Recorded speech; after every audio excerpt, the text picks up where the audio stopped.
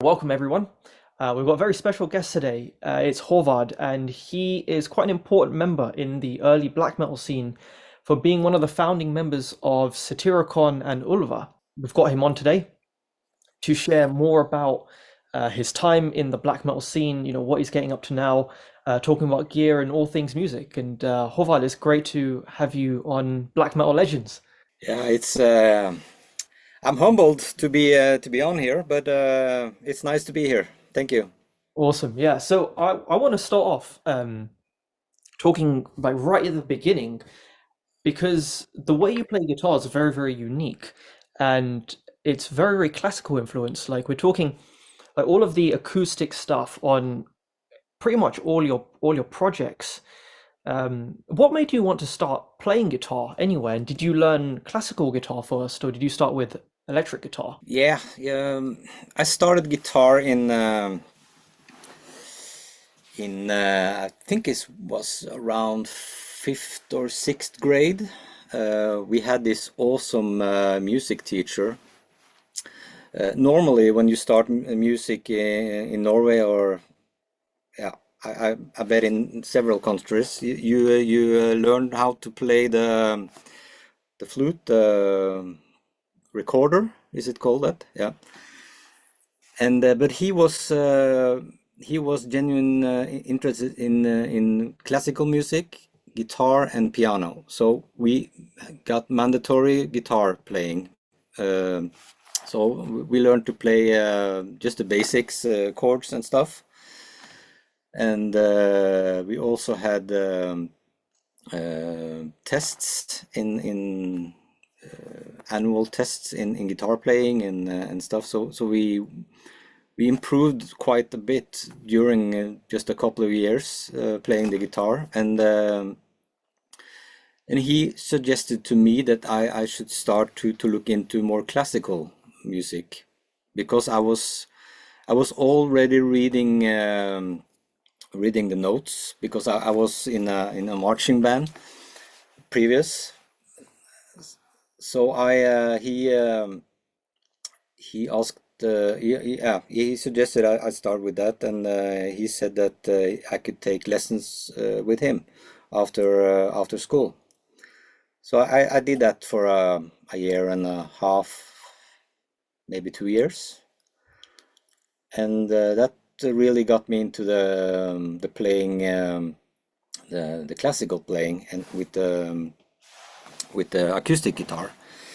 But I was also starting to listen to more and more to rock and hard rock, and especially Kiss and Metallica, which led to me wanting a electric guitar. So I got my first electric guitar. I was around 15, I think, for Christmas, 14, 15. And after that, I didn't spend too much time with the acoustic, but it's always been a part of when I write music. It's always been there. It's been very natural to have it. Yeah, not in every song, but quite often I pick up the acoustic to try to incorporate some of that into the songs. So yeah, thanks to that music teacher, I started with the guitar. So yeah. That's awesome. And I remembered quite a lot of things whilst you were talking. Like I remember in my high school, especially like the music department was pretty terrible. And we just had like one working drum kit and then the others were like all bashed in by like people taking their lessons. And then at the same time, you had like some people just like walk into the music room sometimes and start smashing things up, and all of the guitars were broken except for like one, but then it wasn't broken yet. And then when there were some new music teachers a few years later, they ordered a whole bunch more equipment, and all of that ended up breaking as well, especially all the guitar strings and stuff. And it was just a nightmare. It's always really important to remember, and it's one of those things like you never forget your teachers, especially like the good ones or the ones that really, really inspire you, Yeah, because they're the ones exactly. that really, really help you along the way in the journey. Another cool part with this teacher is that we also had something we call valgfag in Norwegian. It's extra curriculum, I think. And we could choose music for that. And what we would do then was he would always put on a year annual kind of musical kind of. He wrote all the music, all the lyrics and stuff, and we had to play it or sing it or act. So we had a band, we had singers, we had actors, and we had people to do the scenery, and yeah. So and we went to several places in Oslo to perform. So at an early age we were getting into that band and the production thing. This was I was around 15. The two last years on high school we did that, and that boosted the passion for playing more music. So yeah. For sure, yeah, because it was very similar in my situation because like even what I said, there was like some shoddy equipment or whatever, like we made the most of what we had. I remember it was like me and a couple friends. We always used to spend sometimes after school, sometimes lunchtimes, or even just like music classes, just rehearsing and playing. And then even, we got quite involved with the music department and we were doing like school assemblies and school performances and stuff. And but just the actual importance of just playing with people in a kind of like band environment, really hearing out what the other person is doing and even being creative. Like we used to come up with like our own little riffs and songs and stuff. It wasn't even like any heavy metal stuff. We used to just do like rock covers and stuff. But even so, just like jamming around, you really, really listen out for everything else that's going on and totally understanding the band concept and the band room. And I think that's so important because there's been a big shift now in the way people write music these days and a different shift in the approach to the way people make music because it's so easy now for someone to just get a laptop and have a drum loop going and come up with riffs as opposed to like playing in a room with someone. And I think that's both ways have their good and bad. But I think I noticed my playing get really good and really improve when I started playing with people. Was that the same kind of situation that it was with you? Yeah, because as soon as I got a guitar or electric guitar, we formed a band. Uh, we were just friends. Okay, we need a drummer who can play drums. Yeah. We were yeah. So that was and we had a rehearsal space in downstairs. I was growing up in a block, we Yeah. say in Norway. And downstairs we had a small space that we could use for rehearsal, and we borrowed the drum kit, and we had a tiny guitar amp and a tiny bass amp, and just friends jamming, trying to learn songs. And we started with easy songs by Kiss or Metallica, or yeah. So we just it was I was always in a band. Practice some stuff at home, but it was more fun to be with some other friends and just jamming out. Oh, for sure. Yeah, yeah. Because it gets a bit, I don't know, it gets kind of in some ways isolating when you're writing by yourself. There's like no one to bounce ideas from, and then it's kind of like you have to be your own worst critic at the same time. And I you think have to, that's more. I don't know too much of too many younger players, but I think that's more the case today is that there is a lot more people sitting at home and just playing mm, and getting really, really good. And maybe it's hard also it's harder, at least here in Oslo, I think it's harder to get to know other people to play in a band also, because when I was growing up we had all these youth clubs all over the place, and every one of them had a rehearsal space. So if you were interested in starting to playing, you could always hang out around the band rehearsals, and there was always somebody who needed a guitar player or a bass player or something. Today it's more like trying to find people, and the distances are created also, so you may maybe travel for an hour or two just to get to meet people that has the same interest as you has.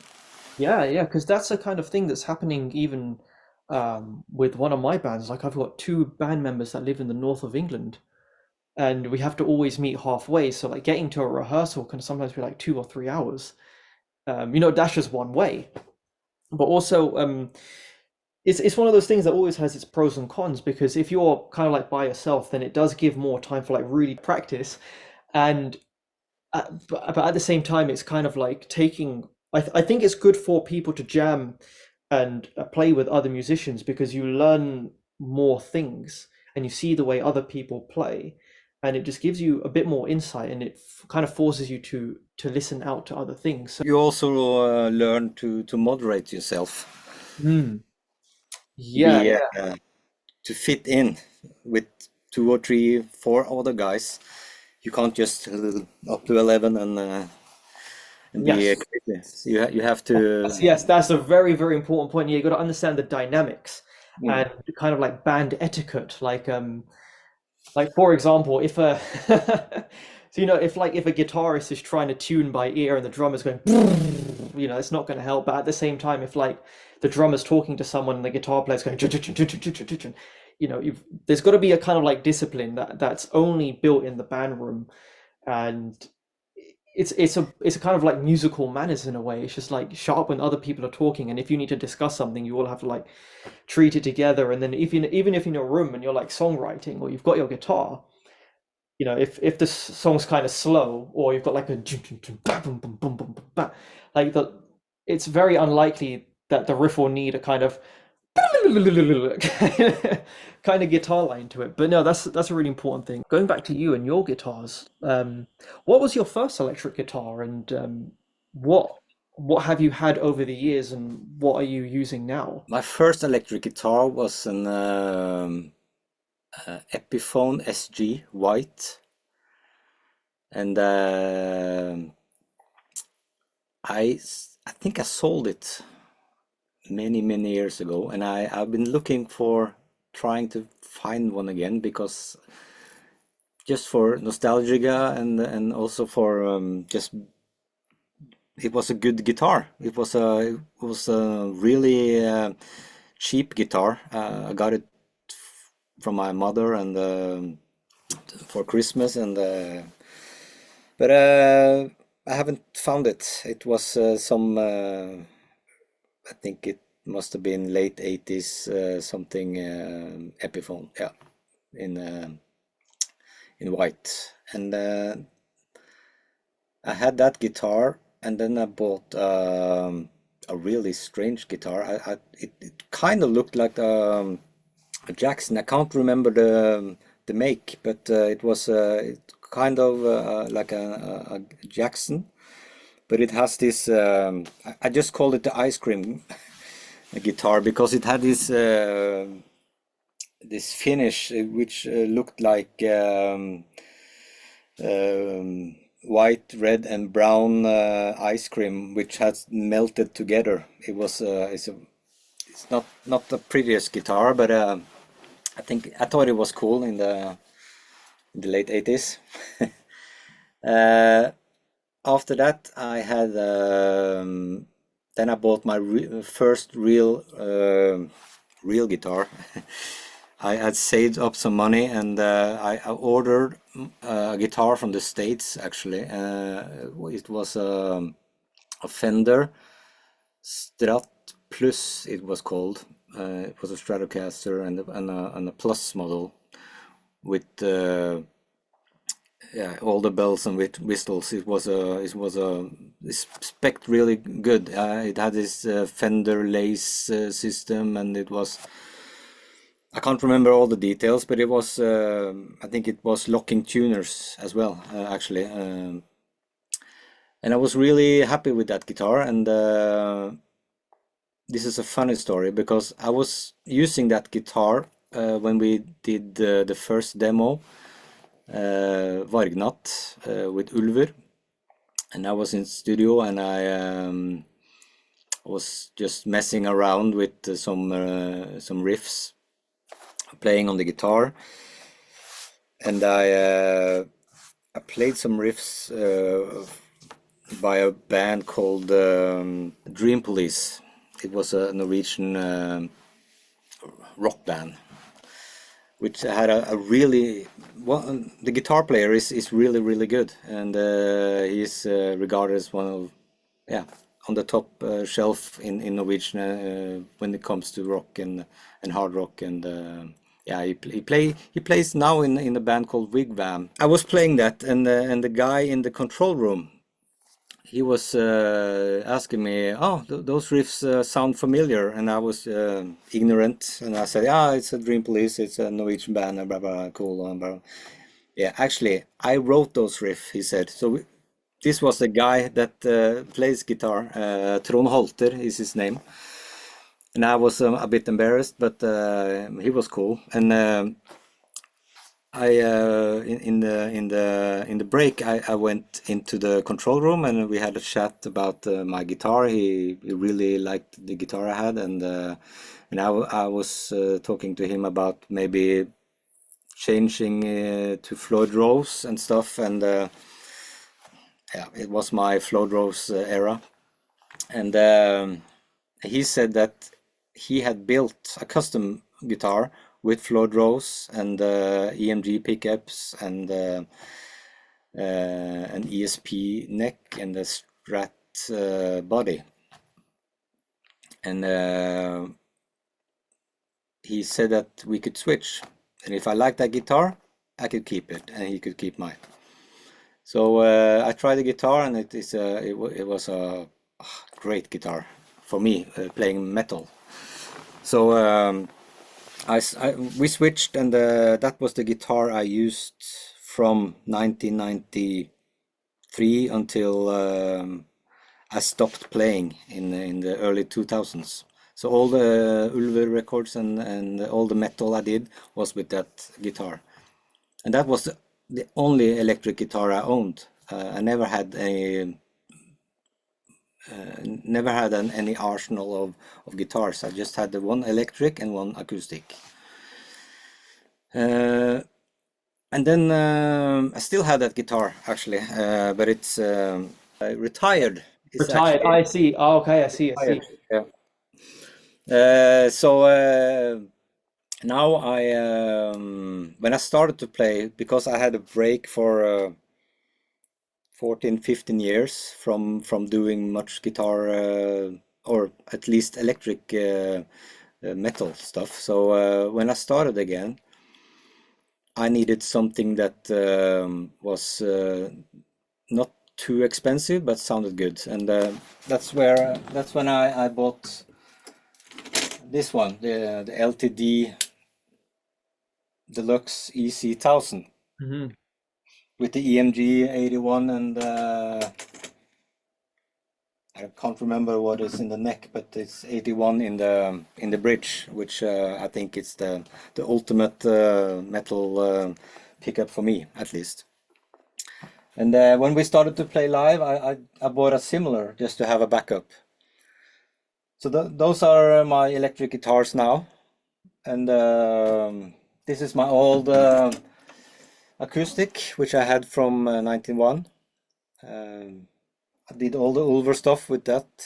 All the acoustic stuff I've done actually up until now is done with this one. It was a 2000 NOx guitar back in the early 90s, but it's got this patina now. It sounds really great. And I have another when I do because when we are doing with Dold, Vorde, we're doing live stuff. I also play the acoustic, and then I have bought a Yamaha cutout Yamaha. Can't remember the make, but it sounds good, and it's you can plug it in and stuff. So Yeah, that's my guitar. I also had actually a Gibson Les Paul, which I was looking for a Gibson Les Paul, and I wanted uh, from the early 90s, and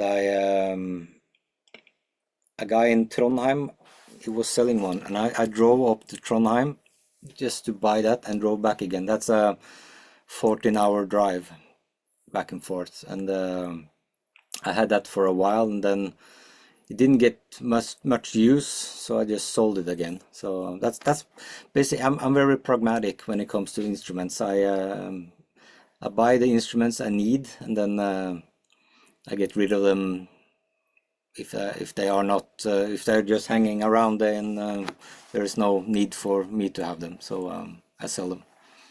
I get you. Yeah, yeah. No, it makes sense. It makes sense. How do you find the LTDs compared to the Gibson? The Gibson was for me. The Gibson was I've learned something about guitars because I've never been too interested in getting in and listening to the different woods and stuff. But the Gibson was very dark, and it has had these original pickups. I think it sounds like a Terminator T500 or something. It was a semi-hot bridge pickup, but or humbucker. But it didn't really fit into what I was doing. So the EMG 81s, especially on these guys, sound really they are crisp, and they are there's a lot of attack in them, and you can get this yeah shuggy sound, is it? Yeah. Which I'm not a shugger, but occasionally it's cool to just do a palm muted riff, and it sounds good, and it fits my style. And I always used EMGs for the metal I have done. So the only thing that's different now is the amps I'm using. In the 90s, I was just using one of these bad boys. Oh, right. Yes. Oh yeah. And was that used on the early Ulver stuff? Oh yes, it Oh, was this one into a JCM 800, okay. and yeah, cranked all the way up. Nasty. Oh, right. So was that just straight in the front of a JCM 800 on the clean channel? Okay, I see. And was that the same tone that was used on Bergtatt and Nutton's Madrigal? Was it the same thing? Both Yeah, JCM 800s? yeah. I see, I see. Like the actual guitar tone from Nathan's Madrigal, but if it's just a metal zone cranked all the way up through a JCM 800, then that's it.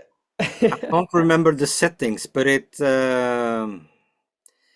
yeah, it sounded much better when we recorded it than it did after we released the album. Uh, Better is a loose term, but it sounded more balanced. We cut a lot of the bass from it when we mastered it, so it kind of but it was a fairly okay sound, I think, for in terms of black metal. 90s black metal was not so much knowledge. I actually watched it's this guy in Sweden, Englund. No, Ola England, yes. yeah, Yeah. he did a bit with the metal song when he where he did it in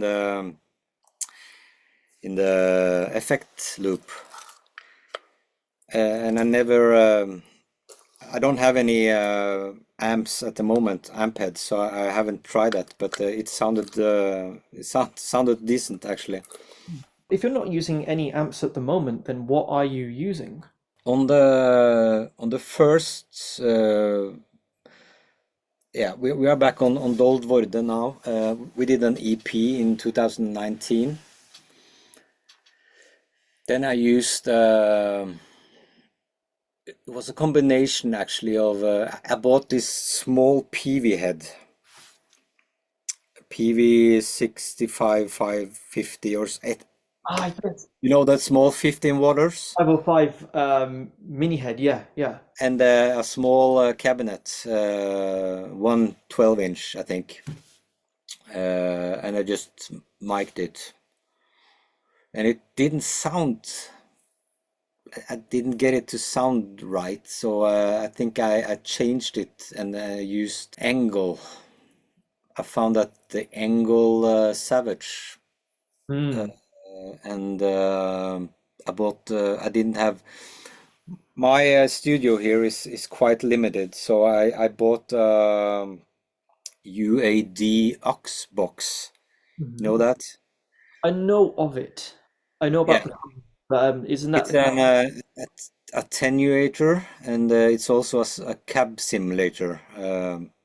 Which I just plugged the 100 and is it 150 watts or something into it and just straight into my sound card, and it sounded much better than I got from the PV. So I sold the PV and I kept the Angle for quite some time. And then when we are were to record the next album, I sold the Angle, and then I bought a Angle Fireball. No, one of the small ones. Oh yeah, yeah, yeah.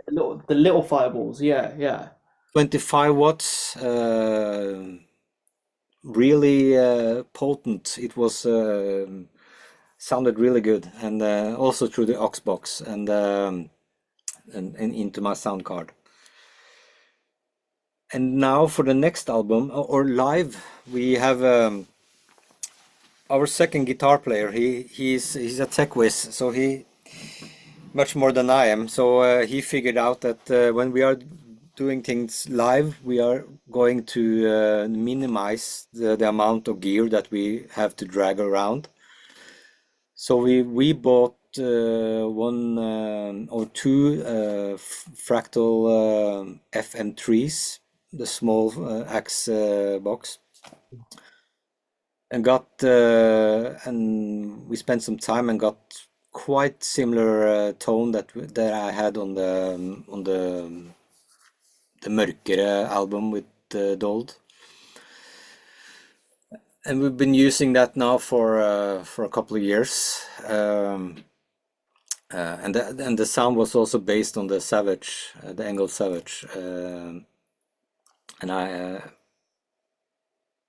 yeah, and he come up with another idea that we should do the quad cortex. So he bought a quad cortex, and we have tried it now in 2 gigs, and we actually run 2 guitars and 1 bass through one quad cortex, and every changes in tones and patches is done through MIDI. So it's so from from lugging around amps and stuff to venues, we are just having this small box and a mixer, and everything is just pre-programmed. So for me as a lazy guitar player, it's perfect. So I'm guessing going to stick with that maybe for the next album, to do still do the Savage, Angle Savage, because I really love the sound I can get out of a Savage, especially with these guitars for my taste. So I will try to find a patch. Otherwise, maybe I'll borrow one and just record it. But just having it sitting here and collecting dust, it's not my style. But I wish I could have more equipment, but it's just so damn expensive. Mhm. Is the Savage you had the Mark One variant with the like silver faceplate, or Yeah. was that one? Okay, yeah, because one of my I friends. was so eager to get one that I actually, and no one was selling it used. But I found one in Gothenburg. So I Hmm. drove. It's only a 3 hour drive, but I drove down to Gothenburg one Saturday morning and got into the rehearsal space and tried it and got a CD from the band and brought it back and plugged it in. So I can't remember the band, but it was a fairly known. I think it's actually on Century Media, so they are probably known, but I can't remember the name. But it was more death, a typical Swedish death metal. So, but the sound is oh, I love it, and especially paired with the vintage 30s speakers. So Oh yeah, for sure, for sure. Like I do want to get my hands and try one of the original Savages and even the Mark Twos as well, because you know how it is. You hear things online, but then it's like, no, I need to go there and try it out myself. That's when you understand like the feel of an amp as well, is because like the 6505, like I love how it sounds on some recordings and like some of the bands they use. Some really, really great sounds on there,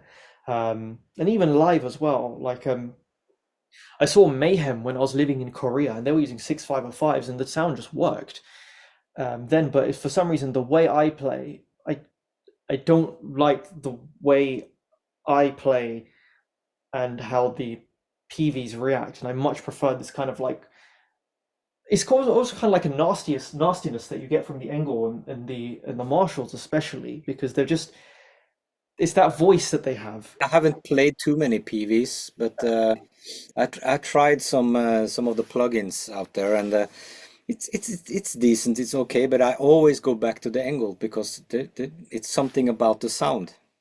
And I think that's the important thing here is that you are playing and using the gear that makes you inspired and makes you happy. That's not what somebody is telling you to do, or try it. Try the different stuff, and if you like something, you like it. If you don't like it, you don't have to use it. So it's simple.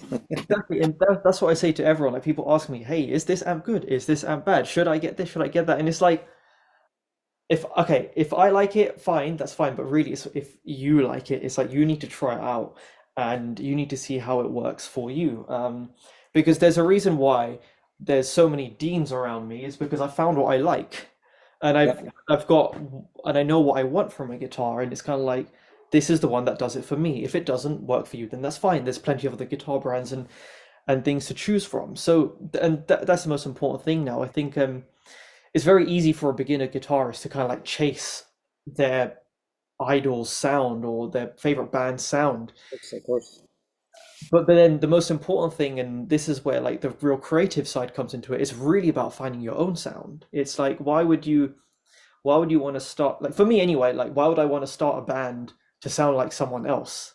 That just doesn't make any sense to me. It's like I want to start a band that's kind of like my sound and I want to do the music that I kind of want to make, not what other people want, because it's one of those things where it's like sometimes with bands it's like people don't know what they want until they hear it, and then that's probably a very, very cool transition to talk about like the early black metal stuff really, because it wasn't until like my cousin showed me Immortal, for example. Hmm. This was like back in 2009 actually, when All Shall Fall just came out, and he just sent me the new Immortal stuff, and it just clicked with me, and then the black metal spiral begun. So growing up in Norway, in Oslo, in the late 80s and early 90s, like how did you get into first of all, how did you get into black metal?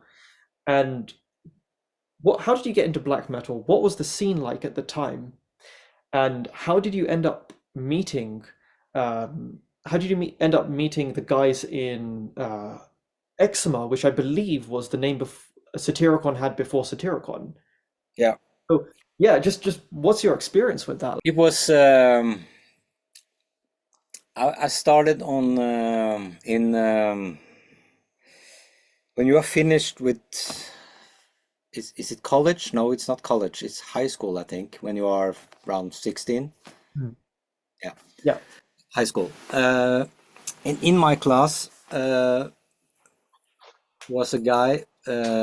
Um, uh, yeah, Kalle Eide. He's known as Schral, and yeah, he um, he played in he plays in Vebuens Ende, Virus, Aura Noir. Mhm. Started and I knew him. He is 1 year older than me, but he started in my class because he wanted to do. I did allmennfag. It's hard to translate, but it was just basically the same classes you had in pre-high, but it was more advanced. So. And he had a band, or at least he had a buddy, which also started in high school at the same time, who played the bass, and he was playing the drums, and the other guy, Vegard, he was playing the bass, and they needed a guitar player, and I was kind of into the more heavier stuff, so. Maybe it was obvious to or natural to ask me. So I said yes, we could try. And we started hanging out, and we had a rehearsal space at the youth center, and they were more into. That's when I started to learn more about the more extreme types of metal. Or up until then, I've been listening to Metallica and Death, and but they were more into the kind of Carcass, the more um, yeah, it was Carcass mostly, and that what's also inspired the first name. They had this name which was Eczema because that fitted with the Carcass style of doing things, and the lyrics was also kind of in that direction.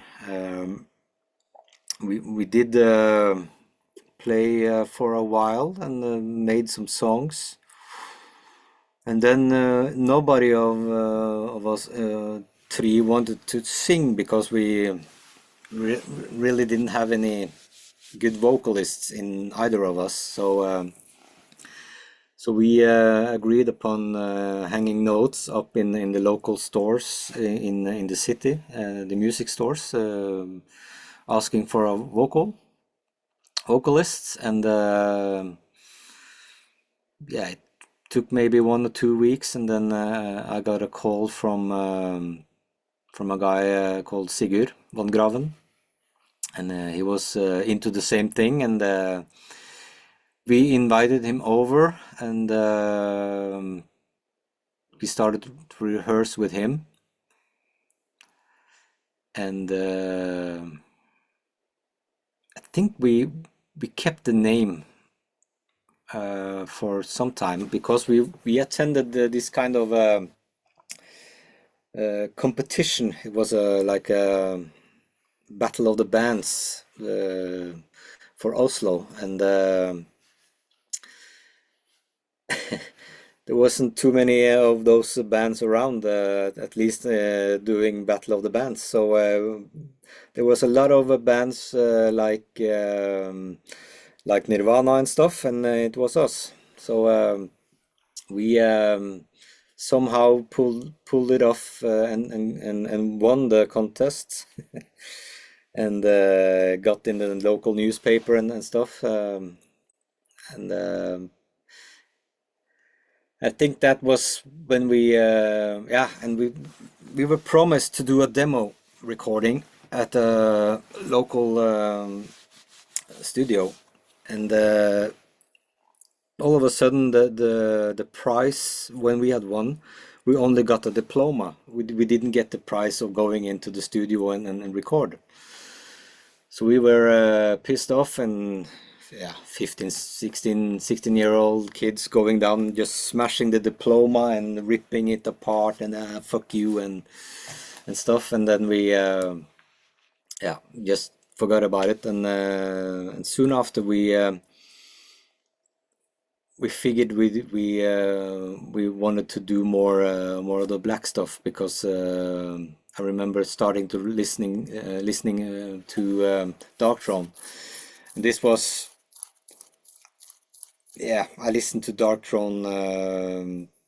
The first LP was more like death metal, but Soul's Out Journey was a big fan of that. And then they switched to black metal, and that was really what kind of boosted at least myself into playing more of the black metal stuff. And Sigurd was also a driver for doing more of the black stuff. And we also needed to change the name. We changed the name from Eczema to Satyricon, and yeah, that's basically how it came together. Awesome. And you came up with the name Satyricon, right?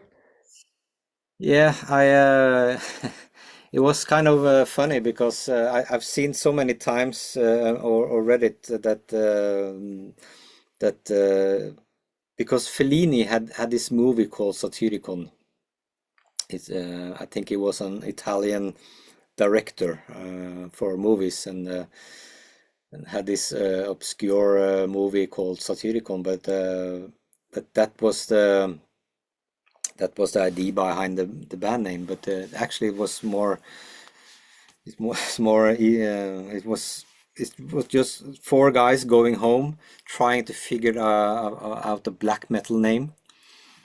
Um, and I was just going through my dictionary, and I found the name Satyr, and it was a bit short, and then icon was Satyricon. So and yeah, it's kind of stuck, and it's kind of, yeah, I think it was a cool name. It yeah, it held up quite well. So you recorded on, was it the first Satyricon demo or was it the first album as well? I did two demos, I Uh-huh. think. Uh, the first one and the second one, uh, the two only ones. And then I remember being I was after I left. I was back in the studio when they recorded the first album, and I did some, or the EP, or I haven't really followed the recordings too well, but I was asked to come and do at least some acoustic stuff. I think on the, I can't really remember what I did or did not, but I did at least the solo on Min hyllest till Vinterland, I remember, and maybe I did some other stuff as well. But on the demos I was playing, so yeah. That's awesome. And what was the lineup back then?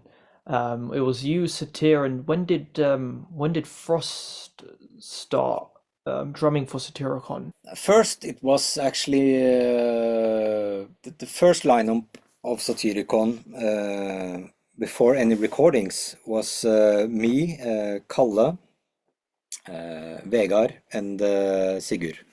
Mhm. And then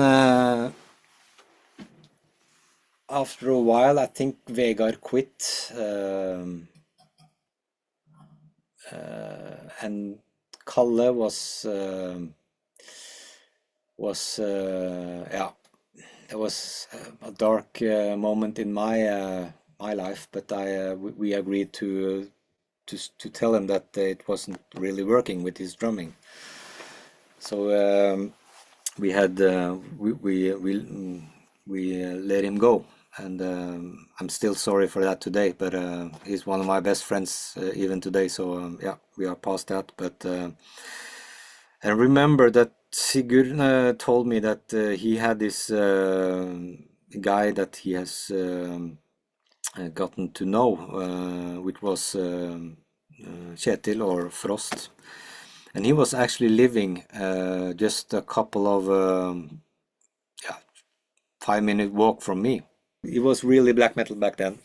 Still is in the clothes and the appearance and everything. So yeah, he came in on the second demo. I think it was on the second demo. Probably in '92 or something. And then we were three, and we moved to Nesodden, which is moved the rehearsal space to Nesodden, where Sigurd is from. And I remember I was kind of sick of traveling, and I was also not on board with the whole extreme anti-Christianity and desecrating graves and everything. So I kind of wanted to do something. I was really about making music, and that kind of music really appeals to me. So I wanted to make the music, but I didn't really want to be a part of because this was when a time when thing escalated quickly with the church burnings and murders, and everything was really blowing up. And I felt more at home doing music because Kalle, he started in Ulver after he went from Satyricon to Ulver, because he met Chris at school, because he switched high school after a couple of years. He switched to another high school which had a music line, and there he met Chris, and I remember Chris asking me to come and try out and do maybe some acoustic stuff for the first demo, Bargnat. So I did Trollskogen, which is a whole classical piece, and I did some acoustic overdubs on a couple of the songs. And this was my friends. We were hanging out a lot, everybody back then, because the scene was very small. So we met at Helvete, the shop, or we met at Möller's, which was a bar that you can sneak in without being 18. So we were hanging out there, drinking beer and talking, and everybody was there. And so it was natural for me and I knew what they were up to in Ulver, and the plans with doing the more Bergtat and more the Norse folklore, and the more, it was more appealing to me, and going out and saying I hate the Christians. I'm not a Christian, but I'm still, that was it kind of was a really hard statement to go out with, when all I wanted to do was to create music and be a part of something that was on the same kind of level, music wise and image wise, like I was. So that's why I kept with I walked from Satyricon, and then I started in Ulver, and it was prior to the Bergtat recordings, so we had maybe a couple of rehearsals, and then we just went into the studio and recorded Bergtat. That's Yeah. that's quite a story. Before I go into the Ulva stuff, so when you went to Helvete, did you end up meeting like everyone there, like Hellhammer, Euronymous, and all those guys? Yeah. Oh, right. Hellhammer was also a guy that hung out a lot in the bars around Oslo. So, and the scene was very it was very small back then. So and you had this kind of uh, Oslo scene, and you had a West Coast scene, and yeah. So at least in Oslo, it was natural to go to Helvete. We went to Helvete even before we started playing because we bought music there and tapes and vinyls and Øystein was running the shop. He was there, and I remember also Varg being there sometimes, and yeah, all the what you could call the prominent figures was was basically just early 20-year-old guys. So yeah, And it really was just a dimly lit room with candles with like vinyls and weapons on the wall, right? yeah, yeah. It was special to go in there. Yeah. Yeah. Fucking hell, yeah, because I've not visited Norway yet, but I guess as part of the black metal pilgrimage where you have to go downstairs, down the shop. I think it's Blood Records now. Yeah. Go downstairs and you see the black metal spray paint on the wall and you get your photo there. That's one of the That's the shop Neseblod, which is yeah. nosebleed in English. It's the entrance is not where the Helvete was, because the Helvete was on the corner, Uh, but it's the same kind of basement. You can go down there and see, yeah, you see all they call them blackpackers. Inferno Festival, they get guided up there and they go down and they take pictures and stuff, and yeah. so it's become a, yeah, a tradition for a lot of Yeah, uh, black for sure, metals. I can imagine. But can a regular person just go to Nesblood Records and ask to go downstairs, or does it have to be special occasions? Do you know? No. I only been there twice, I think, and I just last time I was with a friend of mine from Canada who wanted to go there, and he asked me if I could join him, and okay. And when we went in there, there is a shop with uh, a lot of cool recordings. You can find anything there. And then you can also go down a spiral stairs, and in the basement they also have a lot of vinyls and cassettes and you name it. And you can just walk through the basement, and you end up in this kind of chamber, small chamber with is it black metal? It says, I Yeah, think. Yeah. yeah. Oh man, that's fucking cool. Going on to the Ulva stuff now. Let's talk about more of the writing side of Ulva and Bergtat, because what made you guys want to go into this more kind of Norse folk direction in in the black metal scene? Because if I'm not mistaken, the whole thing about being a black metal band was that there was like some kind of similarity when it was like this kind of cold guitar tone, a harsh shrieking style of vocal, and of course aggressive drums and well, we say unconventional song structures. Things that aren't just verse, pre-chorus, chorus kind of thing.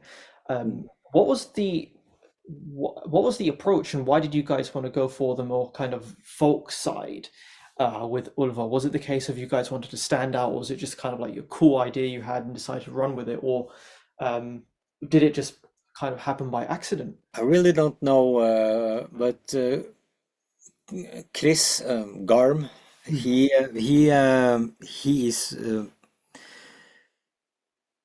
by definition he is Ulver, and he had this clear vision from the get-go. I'm really never talked about it, but he just had this vision about um, doing the more folk or the more folklore kind of because there is a darkness in there, and there is the reason I don't know, but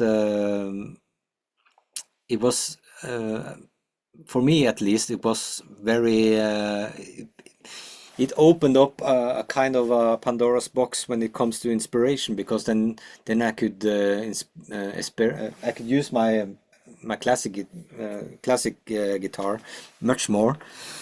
I felt you can use it in anything, but it felt it was easier for me to use that, and also the first recording is quite melodic, and it's he did a lot of the clean vocals, and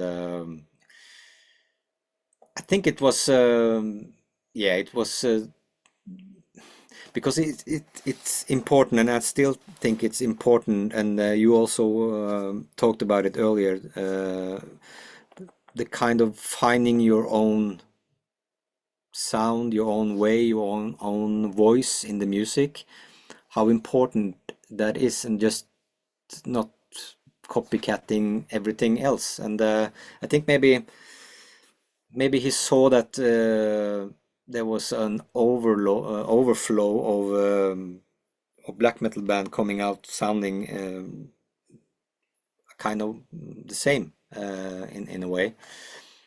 That could be a reason, but to be honest, we never really discussed it and talked about it. So maybe we should, maybe I should ask him about it. It was just a natural thing for me, the most natural thing in the world to just go in there and create music. And folklore is also something which is for me, yeah, it's makes perfect sense to do that in a kind of dark black metal way. And when it came to the writing process of writing Ulver songs, how did you go about that? For the first record, it was a mix of writers. For example, Kalle, the drummer, was not a part of the, because when we from Vargnat to Bergtat, it was a more or less complete makeover in terms of members. So Kalle, he had wrote some riffs, and the opening riff for can't remember the name. Oh, I think I know this bit of trivia. It because he wrote the intro to Each Trollskod Faren Wild. Yes, Right. Yes. this one, this one. Hmm.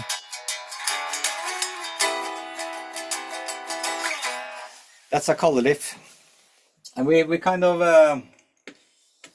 kind of went from there. Actually, I love that riff, and I wish I wrote it, but I'm really happy that he wrote it, Hmm. because it's a really kind of Kalle riff. Kalle is very musical. He's the most musical guy that I know.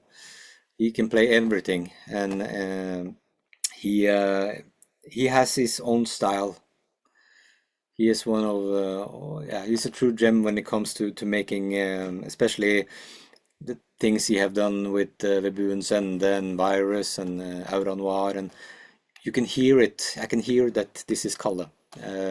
So the first riff was kind of the first song I think that we had. And that I can't remember.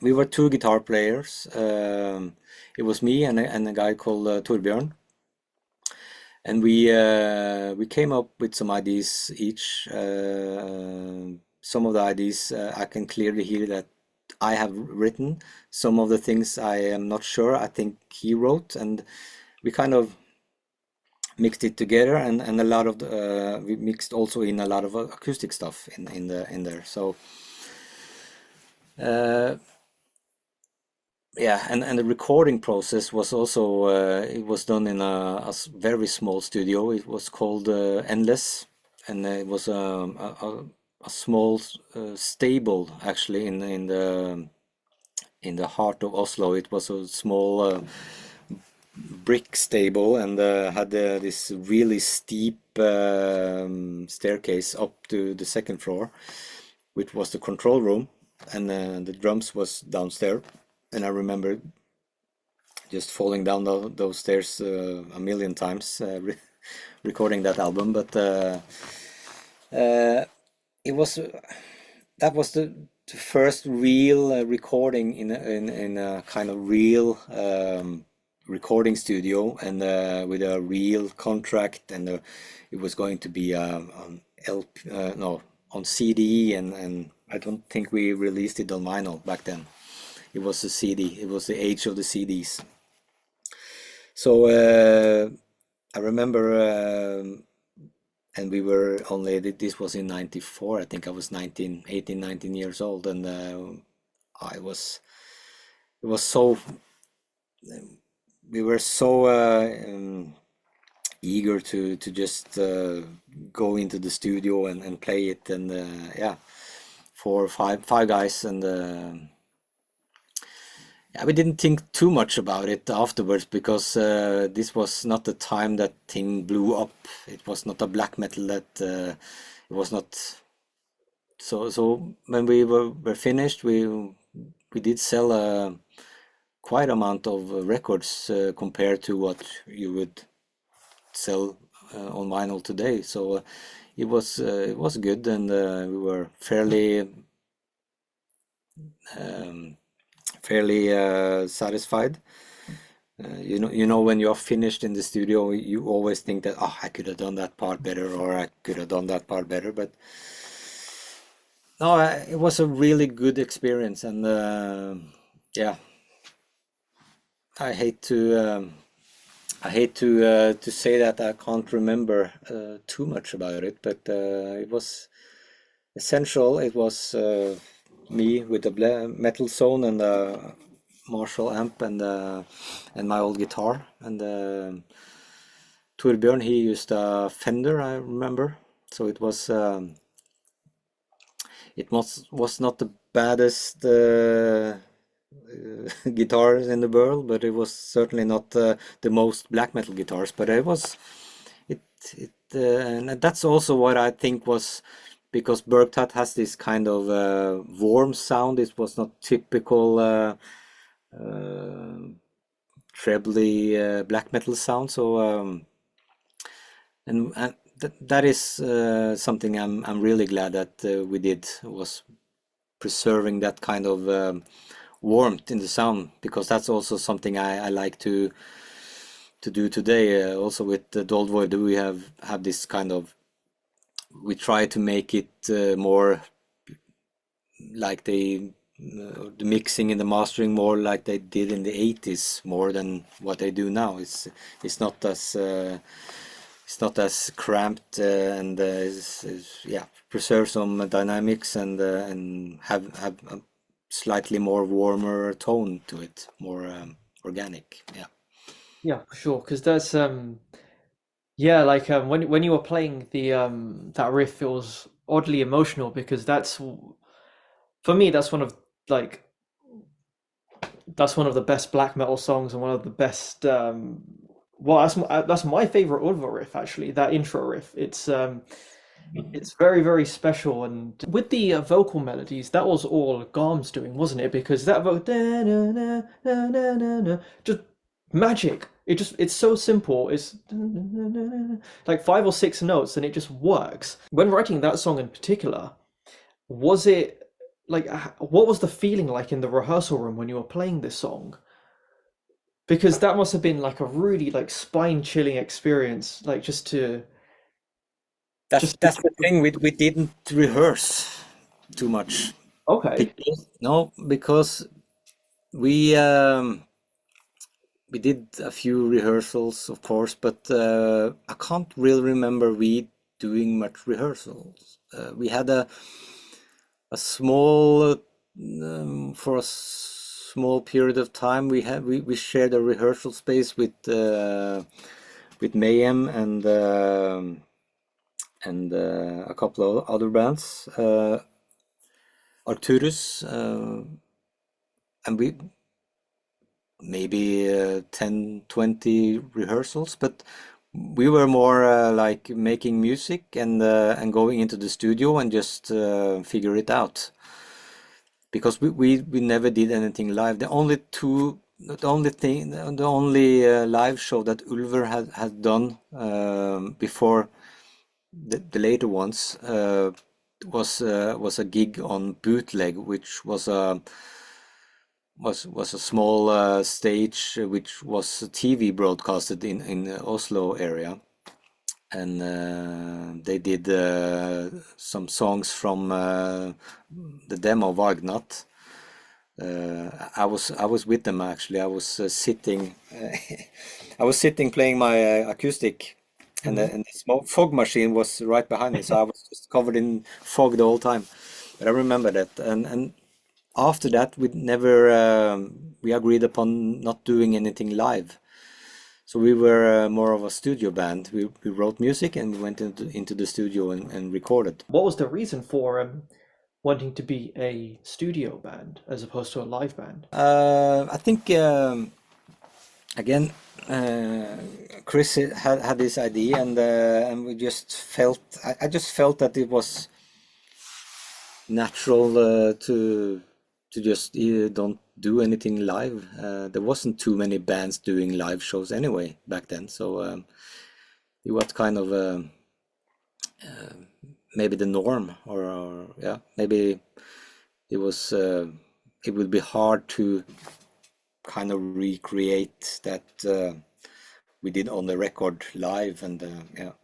Yeah, because going back to Bergtat, like there's moments where even in the first song where it's like you've got the electric guitars and you got the acoustic guitars in the middle of stuff. It's doable, but it's just a bit of a logistics nightmare in a way. But Yes, yeah, yeah, I think it's still possible, and I do it today actually in yeah. Dold. We do the acoustic parts. I do them live. Yes, Not too often. I was actually watching a few of the few of your live videos. You know, you had your guitar, then you had like an acoustic guitar on a stand, and you did your thing. Yeah, yeah. I think see if Ulver were to play live and do a bit of like the early back catalog, I think having you on board and doing some of the classic stuff will go down really, really fucking well. Of course, you know, has I know that he has been asked about that a lot of times, oh yeah. doing the trilogy live or something. But yeah, it's not my. I'm on, but I also respect his call on that one because they have moved on. So and I think what Ulver is doing now is it's phenomenal. I love it, and he kept that which has been my also my kind of when I write music, I always try to find good melodies and work with melodies, and that is also something that he has always done, and I think that was also which made the collaboration with him so easy because we are on the same planet when it comes to writing melodies. When we wrote Nattens Madrigal, for example, it was just me and him writing all the riffs. He would come to my place. And then I was sitting there and just hammering out riffs, and he was cool, cool, maybe like this, and I came up with some ideas, and he just had some ideas in the head. So it was a very very fruitful collaboration with two guys. Yeah, more or less on the same page when it comes to melody and songwriting. Yeah, because it's fucking worked. It's Yeah, it's worked. No, no, for sure. Like I I love all of Oliver's catalog, and I really like Flowers of Evil as well. yeah.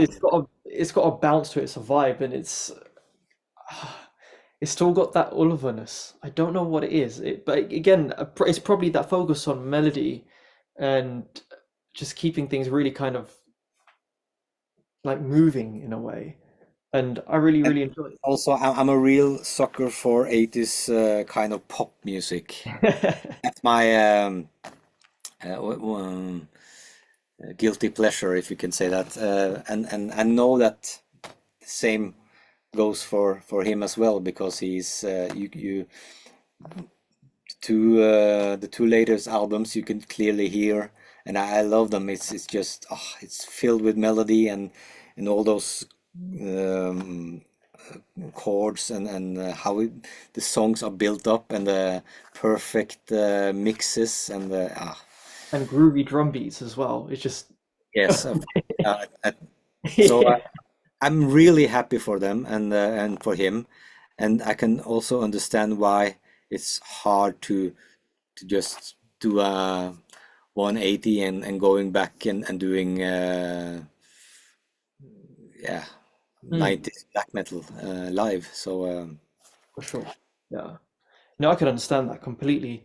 Well, why did you guys decide to go for a fully acoustic album with Kveldsanger? Is why how so you started with like the black metal stuff and then it went more to the folk kind of storytelling with all the acoustic guitars and it's lovely.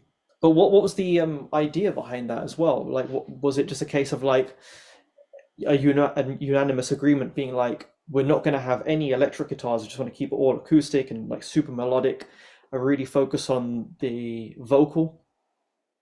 And yeah, what influenced the decision and why did it happen? I think that Chris saw the potential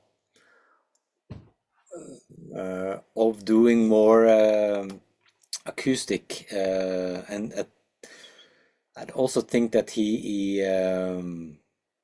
because we have done a lot of acoustic on the Bergtat, but also from going back to Trollskogen.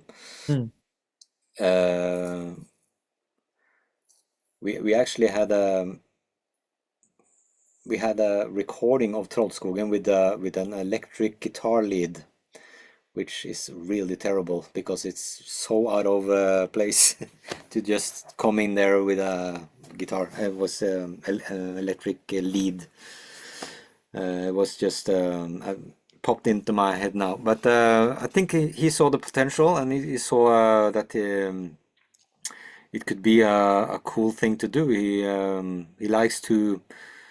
He's a guy that likes to move in directions and try out things. That's really what Ulver has been about all the way. It's progressing into different kinds of styles, and so this was perhaps an early stage of doing that, and yeah, it was. I'm really glad that we did it, because it was for me it was an opportunity to play only the acoustic guitar, and doing that record, it was mostly done in studio as well. I had some pre-recorded or pre-written bits for maybe a handful of songs, but most of it was us working at night, because the studio we used was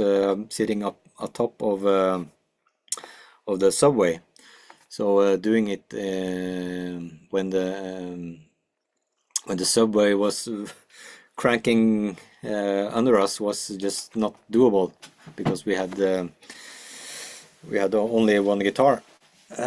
So we did it at night. I remember sitting in a huge kind of space, and a couple of mics, one overhead and then one directly on the guitar, and a candle lit on a small table, and a glass of wine, and we're just cranking out IDs and building songs during a whole summer. It was fantastic, and we had the opportunity to do it because we had the quite a good budget to do a record, and so it was me and him, and we had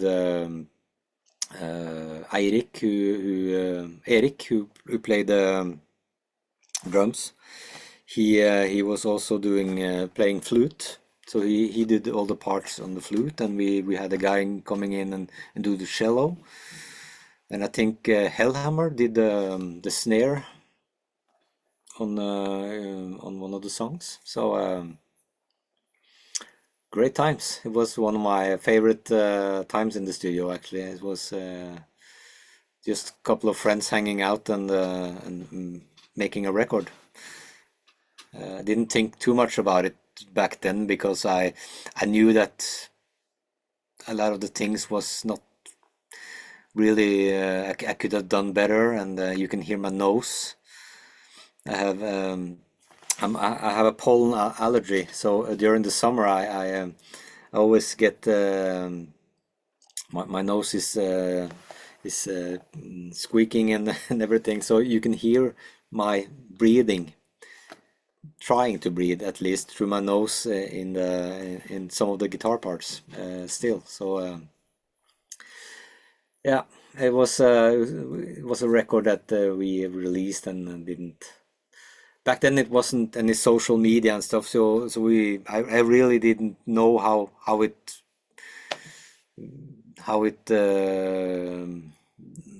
would sit on the audience, but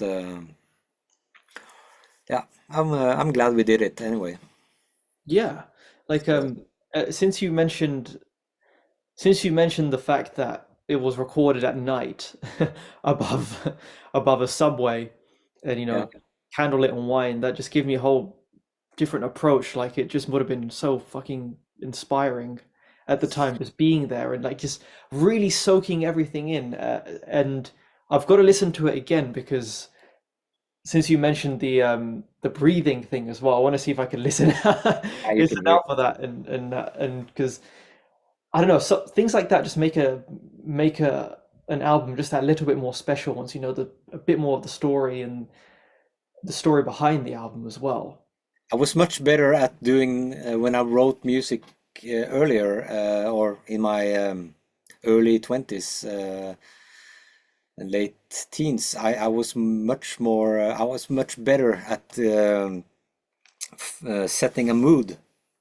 You lit a couple of candles and yeah, maybe had some red wine or a beer or just yeah, you have to set the mood and then just cranking out the evil stuff. But nowadays it's more like yeah, maybe should be go back to more setting an atmosphere because I think that plays a role also in the writing.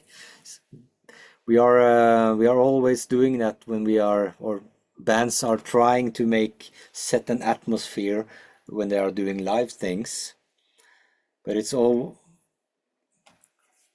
most of the time when you are in the studio it's just you come in and you are hacking through the songs and you go out. But nowadays we have more time to I I do all my all the guitar stuff I do at home, and we don't need the only thing that we need the studio for today is actually doing the drums.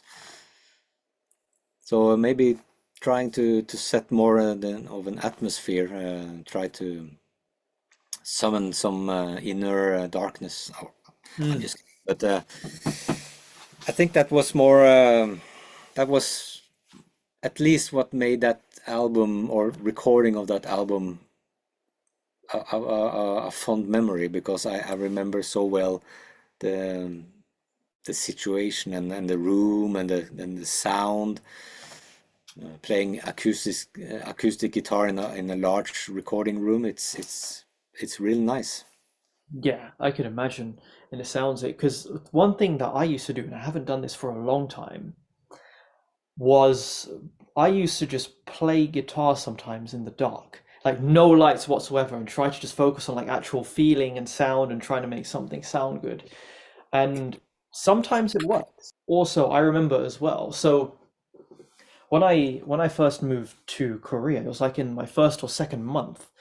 I was living there. So in the apartment building, we were able to just go to the top. So there was like the roof of the apartment building was like a place where you can just chill out. So I remember just going there one time at like midnight, and I had my I have like a Jackson V, which is a guitar I took there. So I took a Jackson V, and I don't know if I have it up there now, but I had this little tiny amp um, that I brought with me, and I just took it up to the rooftop, and it was just at night, and I just remember just standing there playing guitar. soaking in Yeah, everything. yeah, it was like seeing like the skyline of my city, Dongtan in South Korea. So seeing like the Dongtan skyline, seeing like there was I call it like the four pillars of Dongtan because there were four giant tower blocks in the center, like bigger than Big Ben, almost as tall as the London Eye, huge towering things. And I remember just standing there as well, seeing like the cars go past, and just like I don't know, like something about that day is it was very, very memorable. Feel like it was kind of an anthem when you were standing there and just Yeah, exactly. Yeah, yeah. It felt like the world was at your feet, kind of thing. that that is why I still do music, because when you try to figure out something, or you the best riffs, at least in my opinion, that I've written are the riffs that are just they come out. Yes, You yes, don't have to yeah, you don't have to try to figure out the next thing. You just jamming with yourself, and it's and you get these goosebumps, and you get a bit high on yourself. That's the best yeah. feeling in the world. I can't imagine it's so much harder to write black metal riffs today than it was back in the 90s, because if you figured out um, I think it was Thorns or something, that they had a lot of the minor chords, and they was doing that, Yeah. and you open like a Pandora's box, and you just have all these kind of variations. You can make 100 songs with different variations of the same thing, and it all sounds like you. But today it's I have this I have this I'm not I'm really bad actually at listening to black metal and Mhm. updating myself. I seldom listen to anything black metal. I listen to something, but usually if I listen to black metal, I go back a couple of decades. But and writing today is I'm always okay. I finished a new song, and I'm like, is this done before? Am I copying somebody? Because I really don't want to be a copycat or yeah, plagiarize. And I don't think too much about it, but I think today finding your own, yeah, like we were talking about earlier, finding your own voice in a genre that is become massively popular, and there are I don't know how many recordings are released every year, but there is yeah, a shit ton of recordings and riffs and songs. Inventing the wheel, it's hard, and I think it's necessary. It's necessary for people, or the younger generation to dare to do their own thing. Either Mm. it works or it don't. It's a it as long as you are true to what you are doing, and just mean it and go out there, and this is what I like to do.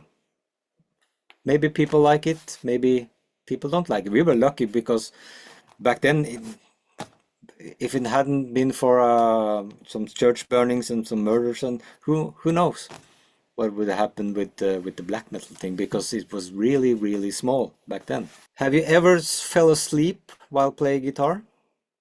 No, I've I never. have Okay. several times. Yes, Oh yeah.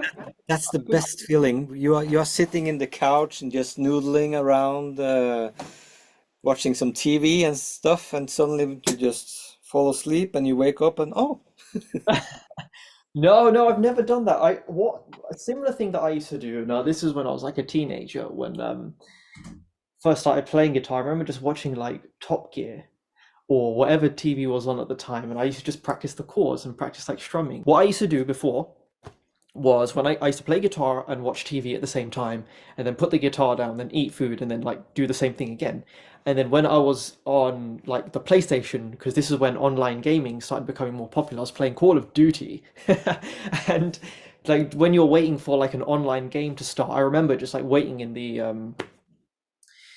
in, I can't remember what it's called, like the lobby, the room, whatever it was. And I used to just like play guitar before the game, play the PlayStation, shoot people, then stop, then play the guitar again. And then I had my little amp in the room, and then I used to like, but then things really, really took off when a friend of mine, he recommended a interface to me because I had no idea about home recording. So he actually recommended an interface to me, and it wasn't until then that's when like the guitar playing got like really, really serious with the songwriting.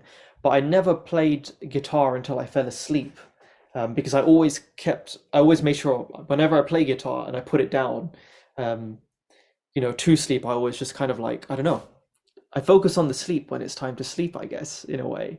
But no, I haven't done that yet. Maybe that's the thing that's going to happen in future. It's very possible, I but haven't done it lately because this was what I was. I made a bad habit for myself, and I'm still stuck to that habit. Is whenever I play guitar, I don't practice too much uh, anymore.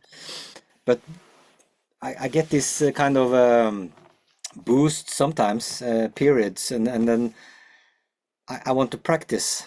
And hmm. what I always do then, I need to have something on the television or streaming a video or a movie or something. Then I can sit and play. Hmm. That's something I think I got from when I was younger. I remember having a TV in my room, and it was always on. We had like three channels, but it was always on, and I was always practicing things, and I needed that. Like you see on the kids today that are on the telephone at the same time they are watching TV and they are playing on the telephone. It's kind of so I it's hard for me to just turn off the music Hmm. and focus on my guitar. Only exceptions are if I'm going to learn something or relearn something for a live show, then I'm very focused, or when I'm writing or recording, then I'm obviously not watching anything. But when I'm just playing, I need to have something in the background, and it's a bad habit. Which Hmm. No, that's but good. that's the reason I think that I fell asleep so much because I was lying on the couch and I was always with the guitar, and I just fell asleep. Sometimes my mother came in, just took my guitar and put it away. It's interesting now because of YouTube, really. The times when I most pick up a guitar is when I either need to film something or if I'm recording something.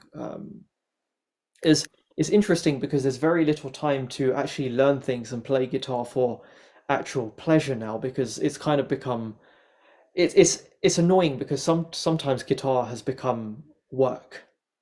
And when that happens, it's just like, oh, it's like, there's days where I wake up and it's like, okay, I need to film a video because I've got to get something out next week. And then I'd have to quickly think of a topic, or I've got like my list and I think, okay, which one's like the quickest or whatever, and trying to get something done and out there. And in some ways that really sucks. But then I get those days where I'm like, okay, I can actually just enjoy the guitar. And then that's when things get like super, super special. And then you can come up with the cool riffs and the cool ideas, and then things work. And going back to what you're saying about like that one moment, it's when your playing becomes subconscious and you just come up with a riff on the spot that's just like, whoa, where did that come from? I wasn't even thinking. But then that's the riff, and it really works. I think it's good for bands to find their own path and not try and do things the way other people did, like find their own way of writing, their own way of doing things, and challenge norms, and don't sometimes don't even listen to people and just come up with like your own ideas and things, I guess.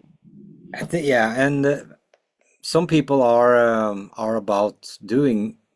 mm they want to make riffs and songs like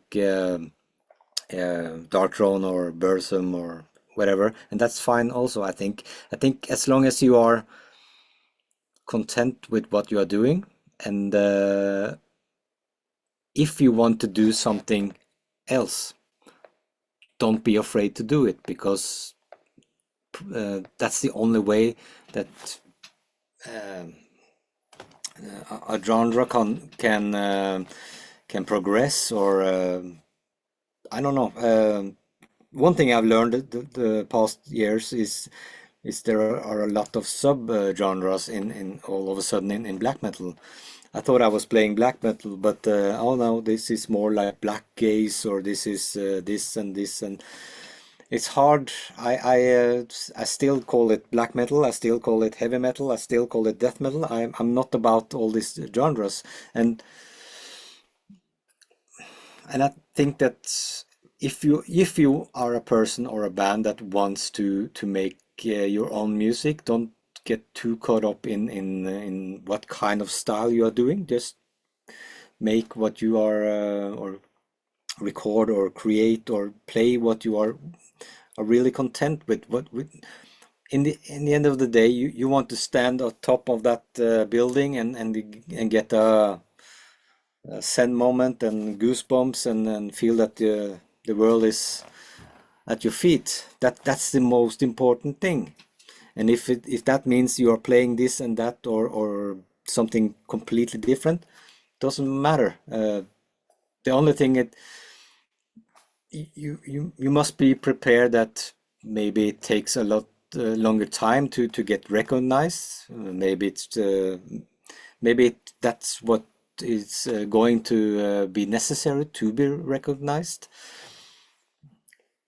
If you if you put down the ambitions, just get rid of the ambitions in the first place. This is my this this would be my advice if somebody was asking me advice. Try to feel and have feel what you're doing, and if you are feeling that this is what you are truly want to do, then you should go 100% with it. Either it being this genre or this genre. It's most important is what you self get out of it and how you feel. For sure, that's exactly it. Because Ambitions can wait a bit, and then find your path and your voice, and then work on that, and then you can start working with ambitions and how to progress and stuff. because it takes some time for a band to find what they're about, and it takes time for some people to find their sound. Because with one of my bands, it's like, yes, we created like the music, but when it came to like the actual sound to make the band unique, that's only something that I came up with by a lot of thought and making music for a long time, but then also navigating the writing in that way to enhance this kind of unique sound. And I wish I did it sooner. I Yeah, wish I did it that, sooner. that's a learning curve anyway, and at least you have done it, and yeah. Yeah, of course. And I think it's important. It's like when people have their music, I think it's important for people to get their music out there. I mean, of course, if they want to make it, get it out there, I think it's a good thing for people to release their music because you don't know where it's going to lead up and you don't know who you're going to inspire down the line. It's like yeah, like if you never picked up the guitar, we would never have this conversation, for like sometimes even like small decisions like that seem so like small and insignificant can have like insane consequences down the line. And but then it all comes down to passion. And if people are willing to share their share what they're passionate about and share the art that they've made with their passion. Mm. So that's what I think anyway. Like music will always be an evolving thing, and there's always going to be bands and people who are going to challenge the norm and challenge what's right or what they're supposed to be. But I think it's good for people to have new ideas and try and find, yeah, again, like become more of themselves, copy less, and try and find something, just new ideas. I think that's what I want now. I want to hear some new ideas and different things because it's really exciting to um it's really At least, exciting to at least if you are a person that wants to do it. yeah. Like I said, some bands wants to sound like another band, and they don't have any ambitions or desire to create something of their own. And that's fine. Let them do that. Of But course. if you are in a band or are an aspiring musician who wants to do um, yeah, do your music a certain way. I think it's very important to push those people Mm. to actually do it, because I think the it's easy today to let's say you have a brilliant idea of doing something. You want to do this and that and bring in those instruments and play like this and have this kind of vocalist, and then you go to the band, and it's certainly suddenly there are four other people that may not share your thoughts, or and then are you really inspired or engaged to do this your way? Then it's also maybe on time a time to maybe find other people to play with. This is Mm. also a hard thing, starting band, and is has always been like that. You have to also find the correct or group of people to collaborate with to get your vision or yeah, whatever out there. Don't yeah, it's very philosophical, but don't let people change your mind, to be Mm. honest. Yeah, have that stubbornness to be like, no, Yeah, let's try this and go for it. No, that makes sense. That makes sense. Because that's going to help them expand things. Then if they've got like a bit of support for new ideas, it's like, there's never there's never bad ideas. It's all about kind of the execution in a way. Like for example, like here's the thing. So Taka, they made that song Mir, which is that black metal song with the banjo solo. Now, if you said that to someone like, hey, there's a black metal song with a banjo, they'd be like, huh, what? But then the actual execution of it was so good that it's like, oh shit, this is amazing. And I think that's another thing that's important as well. It's like, or if you've got the idea that and it is different, it has to be executed in a good in a way that works. Because if it's just like, for example, let's just pretend like this is a banjo and I'm just going, it might work for some, but then having like a melodic banjo solo over a cool black metal chord progression is, I think, a bit more of a smart way of doing things. I don't know, because this is one of those things where it's like this is where it gets a bit subjective in a way. exactly, and that's the point. Yeah. Um, Most of the times you are not going to please everyone Mhm. anyway, so just go ahead and do if you want to do banjo like this. Maybe, maybe there's a couple of guys in Texas or something that, oh, that's cool banjo. Never heard a banjo like that. Yeah, yeah. I want to talk about Nathan's Madrigal. The guitar tones on Nathan's Madrigal was a Marshall JCM 800 with the Metal Zone, right? Yeah. Gotcha. And what was the recording process for that? Because it's a lot more of it's a much raw recording as opposed to the previous two albums. What was the setup, and was that recorded?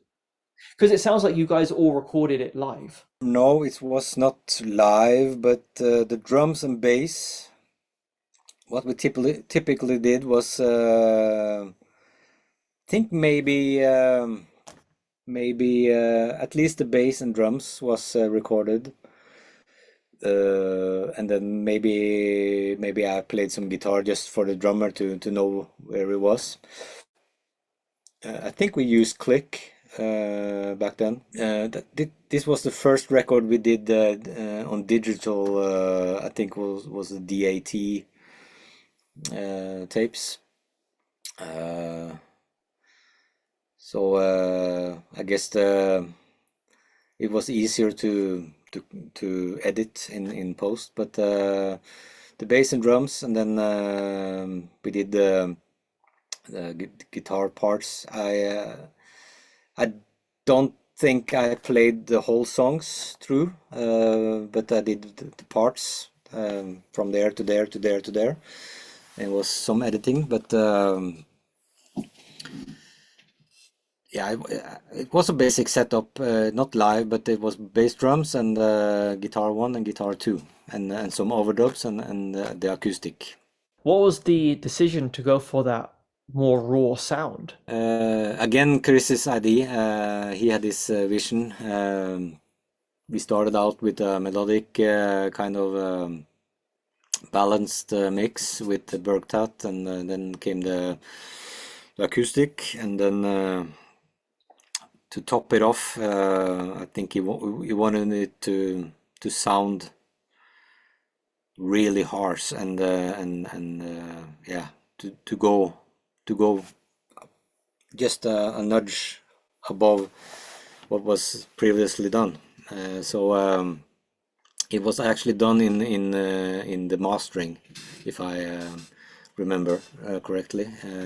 They turned down a lot of the bass, and yeah, it's not so easy to listen to. I can agree to that, but I heard a new remaster of it, which is I think was on one of the box sets that came out. It had a remastered version, and it sounds more balanced. To be honest, you can hear the bass, and it's more yeah, it's easier to hear the guitar riffs and stuff. But I think it was a right decision to do it, and yeah, we are talking about it now. Maybe we would not talked about it when if we had done it in any other way. Hmm. So yeah, Yeah, because was it a five-string bass that was used? Because some of the notes in the bass line go lower than E.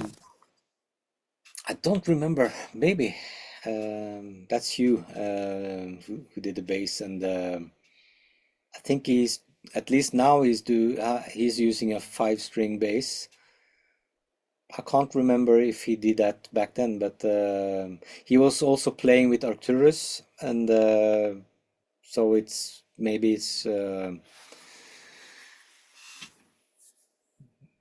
more than probable. Yeah, probably he used a five string bass. I Mm. haven't really given it any thought actually before you mention it now. So I Yeah, will ask him next time I see him. I did a YouTube video called Black Metal with Good Production, and the intro for Nathan's Madrigal was done on it. So I was learning all the bits, and I Yeah. thought the song was in D standard because of the bass, because it goes lower than E. So I recorded it in D standard, but yeah, as you cleared up earlier, it's in E standard. I was using my the guitar I swapped with Yeah. the Floyd Rose system, and that was in E standard guaranteed. Gotcha. Yeah, yeah, that makes sense. Oh, the beginning of Nathan's Madrigal, you've got the one guitar, and you've got this guitar. It sounds like it's just like it's plugging in, or Yeah, we like used a an, lot of those. We kept it. We didn't do any. Today you clean up Hmm. in the projects. You clean up. You pan out and or yeah. But we kept it quite raw back Yeah. then, and we thought it was cool to just have the sound of the guitar plugging in and the crackling and yeah, Yeah, it gave it a nice touch, I think.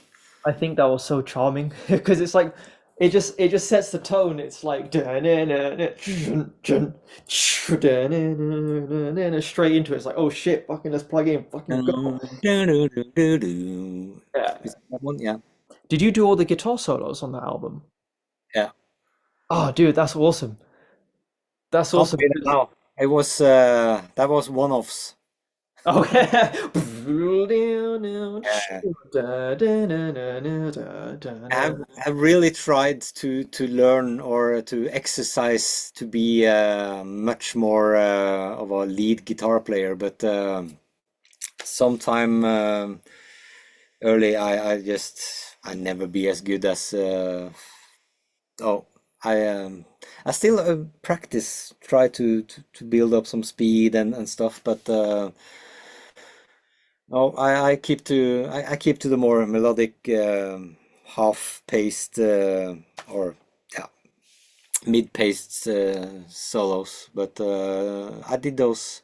It was some kind of diving with the tremolo bar and yeah, it was cool. I couldn't play them now, I think.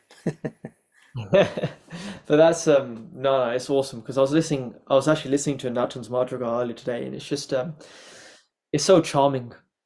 I don't know what it is. It's just there's so much charm in that album. There's moments where it goes like extremely pretty, um, because it was this one riff that you made, and it's just really happy. It's I know it.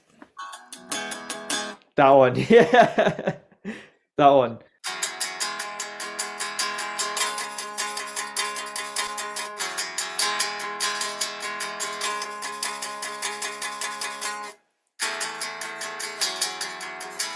That's all.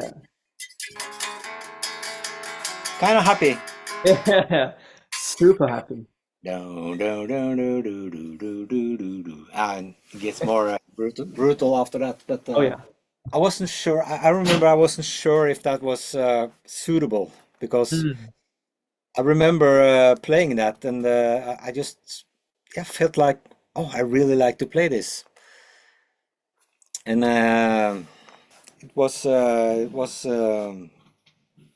it was no questions about it. It was just we are going to use that riff. So it stands out from a lot of the minor stuff. And writing in major is it's difficult, but sometimes it can really work. Mm. Yeah, I get you. See, I'm one of those people that I I always have to think of everything in a minor key. It's like if something's in C major, it really you're just playing it in A minor in a way. I think that's how we are programmed when we are doing it. At least for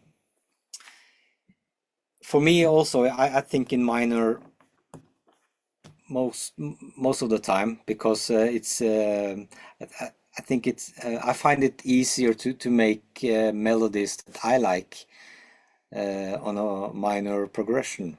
Hmm. Sometimes a major can make the transition to minor really cool. Like it's kind of a dynamic and it's you're not the the next riff in minor.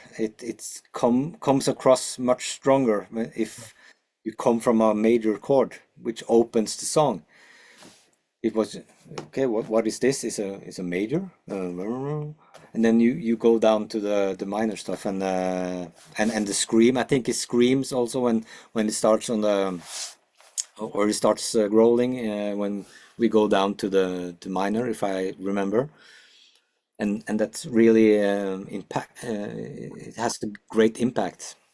Yes. But Yeah, because that's a really important songwriting technique. It's like it's having each section be distinct and having the disparity and the difference between the sections, you know, relative enough that they work, mm, but at the same time distinct but different enough in some ways that it doesn't really work, but it kind of works better. It makes each part stand out a lot more. So do you know what, going from like the major thing, I was just remembering Satyricon actually, like Dawn of a New Age, it's like where the guitar's coming with an E major chord and then this chord here.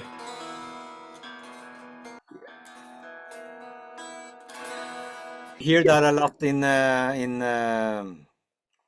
Norwegian folk music. That's a typical chord. Oh, cool. See, I don't know anything about Norwegian folk music, but having that difference just kind of works is because it's like um, because sometimes in some songs where it's just like if it's like the same pace with like the same riff the whole time, sometimes it works. If it really, really sucks you in, it like the Transylvanian Hunger kind of effect. you know, just it sinks you into the song. But then if we go to take Dark Throne, another example would be In the Shadow of the Horns, because that's like riffs all over. And then you've also got, I don't know, uh, That's the one that starts down, down, down, down, down, down. mm, Oh, that's a oh, I love that song. Yeah. yeah, yeah, that's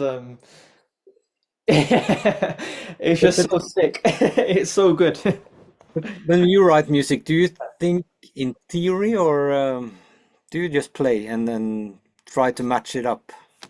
Okay, so both. I want to avoid, the more I play guitar, the less I want to think about theory. Yeah. Think about theory when I want to add second guitars or add harmonies, Yeah, yeah. or write in that kind of sense. Because when I'm playing, like for example, I want a collection of spontaneous riffs, basically, or I want riffs that flow well into each other and to create a really, really cool song. Because what I want from a song is a journey, and then what I want from an album is a journey, or any release. I want to feel like everything is meant to be where it is. Mm. That's how I write how I kind of like think of a song. So if we take my recent project End with my band Ereskigal, so it's a 3-track EP, and I wanted each song to slowly get like darker and more introverted as it went along. So the first song was written by myself and the old singer, which is kind of like a bit more of a kind of like a fist bumpy, mosh pitty kind of, still aggressive, fast, but also quite catchy song. Whereas the Mm. second one is a bit more catchy, but it's shorter and it's darker in tonality in some of the riffs and the writing. And then the other one is far more foreboding. It's a lot more slower sections, kind of like more build ups and slow build ups over time, where you feel like, oh shit, it's getting better, it's getting bigger, bigger, bigger, and then it all kind of like kicks off, and then you've got a whole bunch of different riffs in there as well. So that's what I want. I want each song to feel like a journey, and I want each song. The way I like to write is I need every riff to flow perfectly, and that's my approach to it. Like I don't want to think about theory at all. I only want to think about theory when I need to think about theory, because I Mm. want I want like muscle memory and the subconscious to make the riff, and Yeah. make it that way. But sometimes the theory helps when, again, I'm writing with two guitars. If so, this is in D standard at the moment. So, for example, if the chord progression is something like an E minor, a C minor to a B minor, for example, okay, then I'll think, okay, I'll have one guitar either playing the four minor chords, and then I might have another guitar play inversions, like triad inversions, or or a different triad shape, or even octaves. I've done this before. I have one guitar play the power chords, and the other guitar playing the dyad shape as well. So both guitars together create the triad sound, and it kind of makes each guitar a bit more distinct. That's one way that I like to write as well. I like to toy around with like different harmonies and with like melodies. So if I've got a thing where it's like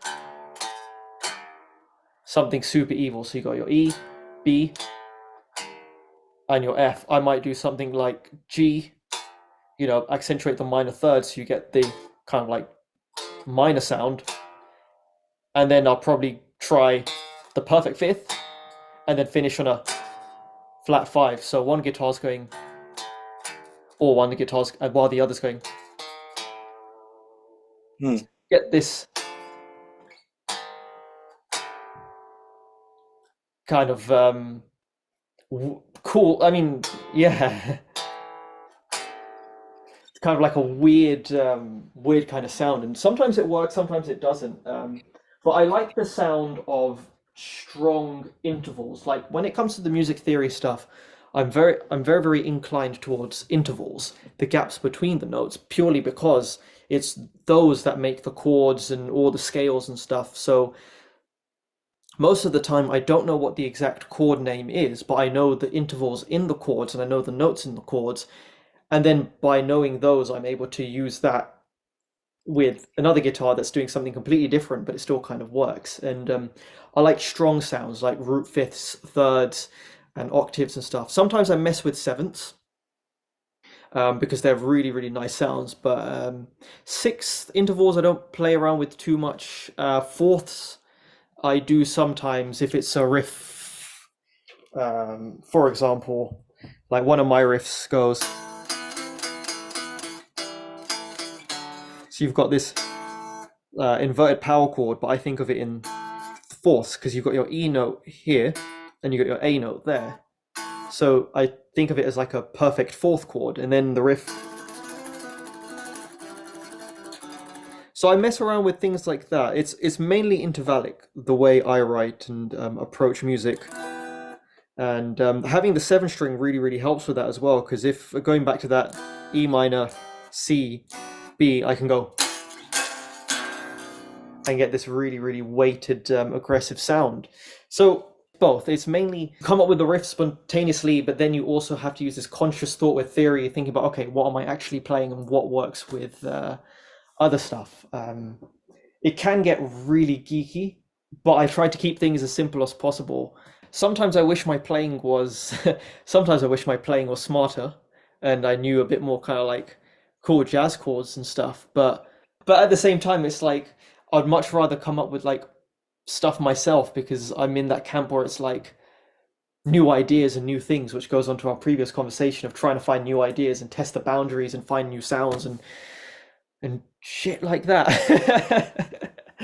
I wish I could, or I know more theory because I basically do what you do, but I don't know what would go.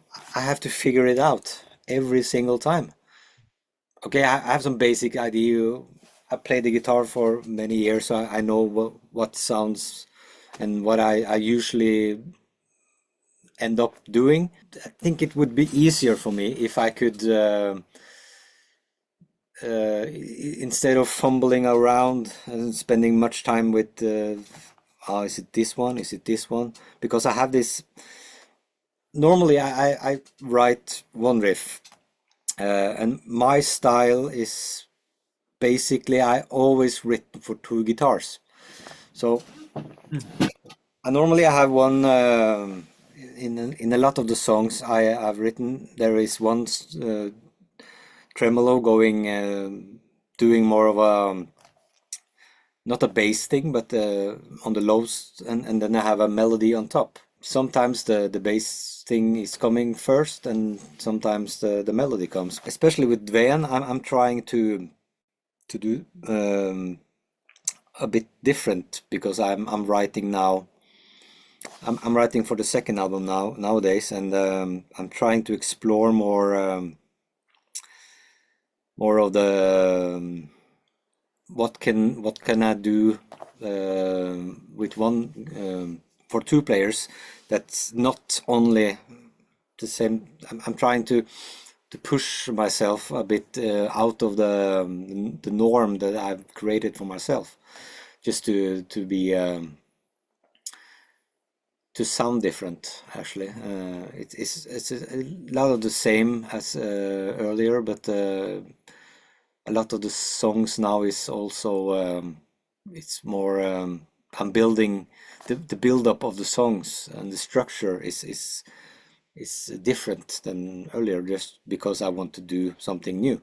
And but I think that knowing theory would probably have made a lot of the choices, or at least it would make it easier for me, or um, because I spend a lot of time figuring things out. And like you, I'm very, if I don't like a riff, I don't record it. I just, okay, throw it away, and then you try something new, and you know, at least for me, I know when it sounds right. Okay, I'm going to use this, and and sometimes it's maybe the path to finding that kind of riff would have been shorter if I knew the theory about behind Mhm. notes I'm playing. Yeah, like something that I used to do and mess around with that I haven't thought about this for ages, but it just kind of clicked. It's the what I used to do, and I used to I used to test some students back when I was teaching guitar a lot more. I said, "Show me how many ways you can play an E minor." And then you just gotta think like, okay, or an E power chord, an E minor, anything like that. So first of all, like the way I did it was like, okay, I started real simple with just okay, power chord, then power chord with the octave, and then okay, cool. Then you've got the full E minor chord. Then you could think bar chords, and then you could think triads, and then here, and then you got inversions, and then no, that's the one. What's that other shape?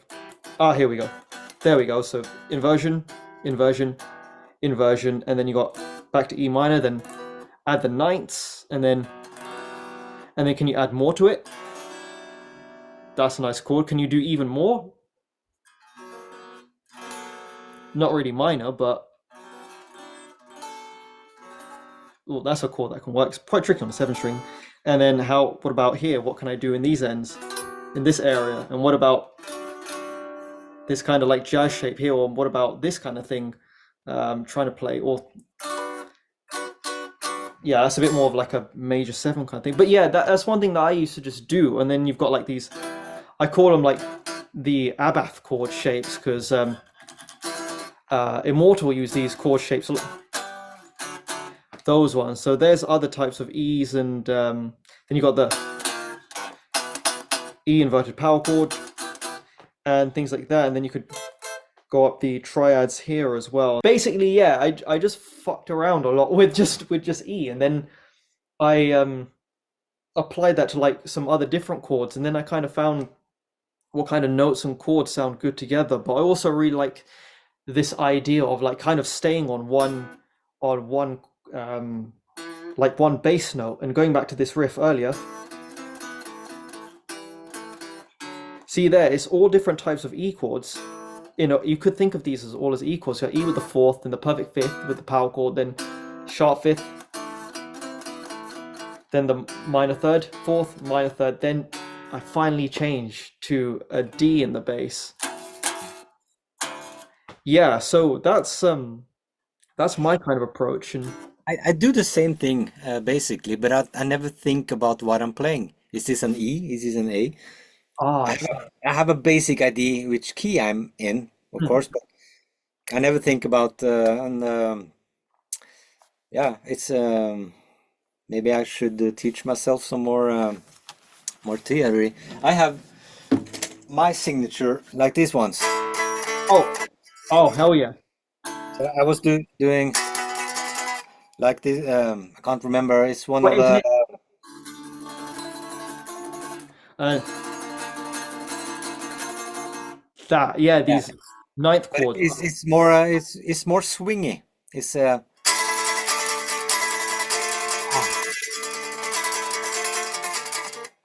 ah,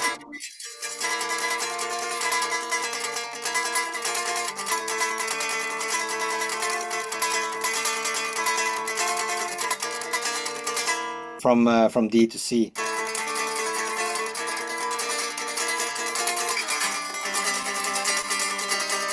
yeah. I still use this approach for also the new songs. They're lovely chords. Your current projects, I can't pronounce it properly. Dold, Vorde, Navn. Yeah. Yeah. So how did that come about? Because you mentioned earlier you had a break of playing guitar, and then it seemed like you kind of got back into it, and then you started the new band, and it's Yeah. interesting as well because it's with Vikotnik of Dodheimsgard. So how did that come about, and what happened in the meantime when you were not playing guitar, and what kind of got you back into it again? I was always playing guitar, but I was not writing any metal. I did with Ulver. I did the Marriage of Heaven and Hell and Perdition City. It got less and less guitar in them, but around in 2000, I got my first child, Mm. so it was a natural point to just that with also the Ulver progressing into the more electronic bits, it became even more natural for me to take a break actually, and I got my first child in 2000, and then the second one came in 2002, and then I was just fiddling about at home with my guitars and just playing. And I have some friends who were more into electronic music, which who might need some guitar playing and stuff, and I was just for just playing. I just did a lot of different things. And if we fast forward to 2013, I was asked by Chris to. I also did some actually some things with Ulver as a session guitar player. We did a cover song of Kiss, uh, Strange Ways, which was for a Kiss Army Norway compilation. It was very cool, and I did also some session on the head control system, which Chris released with Daniel Cardoso, and I did yeah, some on Blood Inside. I think I did some guitar, so I was in and out. So just we were still buddies and hanging out, but music wise, I was a bit dormant, you can say, in yeah 10 plus years. But Chris called me in 2013, and he asked me if because he was producing a record for Myrkur, a Danish girl, and he wanted me to do the acoustics, and Telok of Mayhem, he was going to do the Morten was going to do the electric parts, but it was not sure if he had the time to do it. So I was also asked to, if he don't have the time, if I can also do the electric parts. Um it ended up, at least for me, doing the acoustic parts, and that kind of spiraled into me getting inspired to writing some new material for myself on the acoustic. So I wrote acoustic piece which I just recorded at home, and I put it on YouTube just for anybody interested, and it kind of got some streaming, and I got a call, or not a call, I got a mail from Prophecy, and they wanted to was if I was thinking about doing a record, they would be happy to release it for me.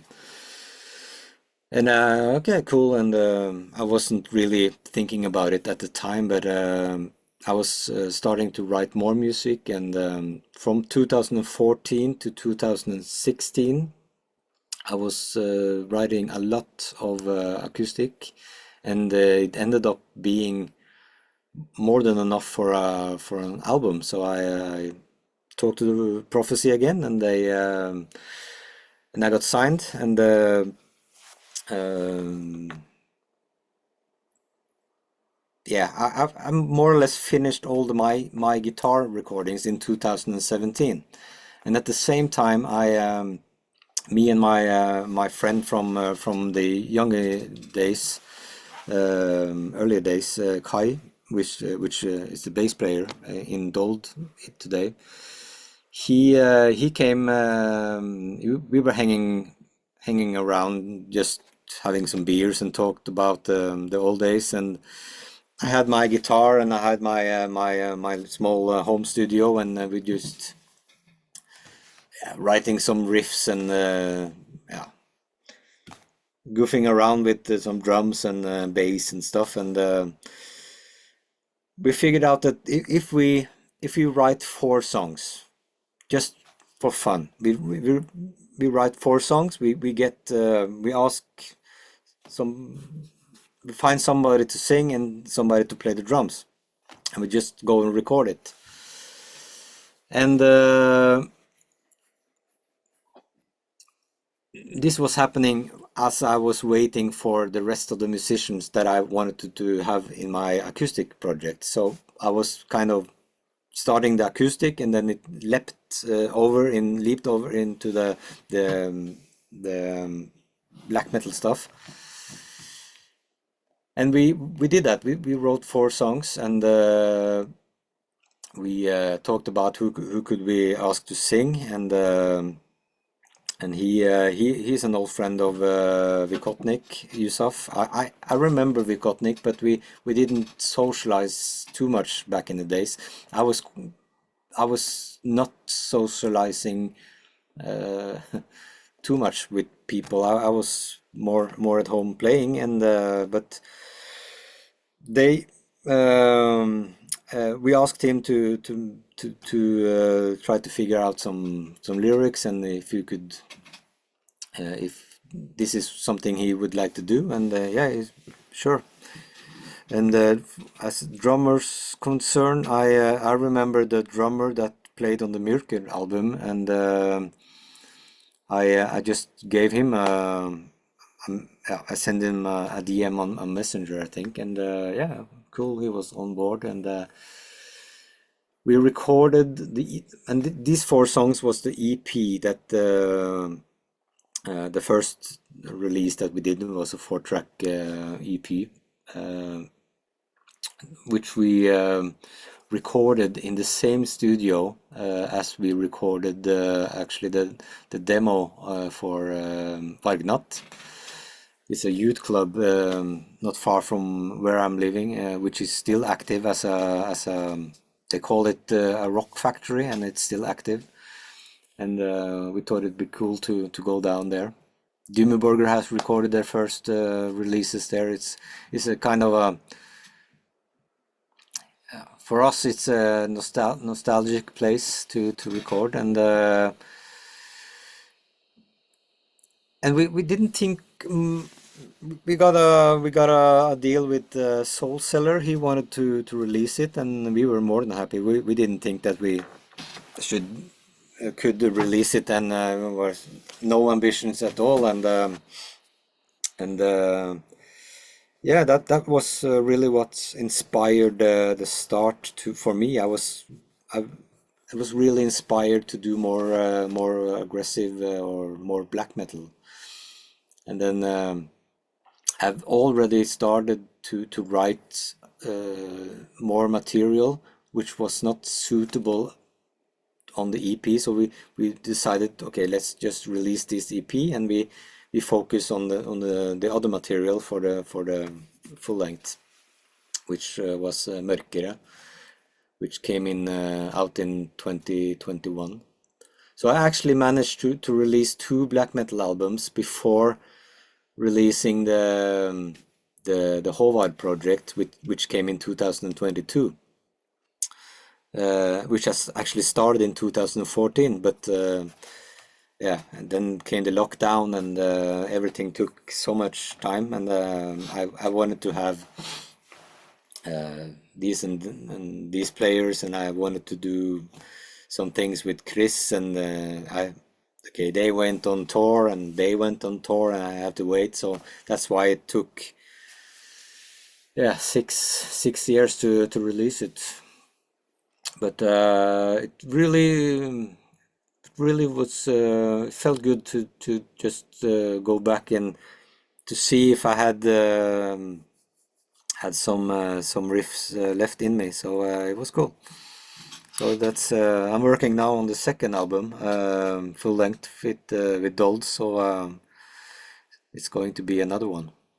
Wicked. If you guys have any shows in London at any point, I'm gonna We be there. wish, we wish. We are we are trying to get more shows, and we have been lucky. We have been playing in some cool places. In Prophecy, they have this kind of Prophecy Fest every Hmm. year, which Yeah. is in a cave in Balve in Germany, and we played there last year, and it was fantastic. Awesome place, great sound. We played at noon, but inside the cave it was pitch dark, and it was full cramped already at noon, and it was fantastic. And but we want to play more live. I didn't do that with Ulver, but I feel now that we have a great band. We have an additional guitar player also, which was necessary for us to play these songs live. So he's a full member now. So for the next album, he will record his parts, and I will record my parts, and we want to do more live shows. But it's hard to because it's we are yeah kind of new, so we have to go the same path that is of building kind of the name. And Vikotnik is great there. He's a great front man and figure to have a and he's also only doing the vocals in Dold, so he's all free to just do whatever he likes to do, and that's important, I think. Also, when you're doing live shows today, it's it's almost as important as playing, and that the music sounds good, than that you have something visual Hmm. for the audience to get capture into, because it's hard to distinguish yourself from bands if you're just a tenth band just standing and playing. So No, of course, I agree. Because Dodheimsgard is not a band I've seen yet, but I want to try and catch them at this year's Cosmic Void. Because I've seen videos of Dodheimsgard live, and even seeing Vikotnik perform with you guys, and definitely a character, very, very animated. You can tell he's just it's his stage kind of thing, and he's doing what he wants. What's like the future plans with yourself and music? yeah, it's writing more Dold material I'm working on now. Come quite a bit, yeah, halfway done, I think, more or less. Hmm. And I also I'm eager to start to also write more acoustic stuff. I have a couple of albums more to do with that, so that's in the pipeline for me, and hopefully more live shows. We are doing a couple of live shows this year with Dold. Hopefully, we will do some more. We are trying to. It's a hard world. I figured out earlier there wasn't a problem because we didn't do anything live, but playing live today, you have to really work for it, and yeah, get noticed. So yeah, that's in the plan. So yeah, more or less. So that's Cool. that's that's more that's 2, 3 years ahead. So that's Gotcha. what I'm. What's your proudest musical moment? Oh, first I got you remember I was telling you about my music teacher. Hmm. We had on the finals, the last exam on in music. We got an assignment, three songs. Three options of songs that we had to learn. One would give you a G, as we say in Norway. It's kind of a middle score. One will give you an M, which is like the second highest score, and one will give you an S, which is the highest score. So it was three different levels of musical pieces, which was easy, more advanced, and advanced. And I remember I was practicing to be on the safe side. I can't remember which song it was to get a second best score. I was practicing that like an idiot, just to I need to have an M in music at least. And I was also fiddling around and playing the piece that would give me the best results, and that was something by George Harrison. And I came in and I was yeah sat down, and he asked me what you're going to play, and I told him the piece that I was had practiced on, and he said, no, you are going to play something for me. Ah, okay, here goes nothing, I think, I thought, and I played it, and I managed to get through it, and then I did it so well that he gave me the best score. And that was, I don't know if he meant, obviously he meant it, but that was something at that moment that really gave me a self-confidence and a boost to pursue playing the guitar and going into playing more acoustic stuff. That would be my first proudest moment. And the second one is when we did the Bergtat, because that was the first time I ever got something on the CD. Yeah, so that's my two proudest musical moments. Epic.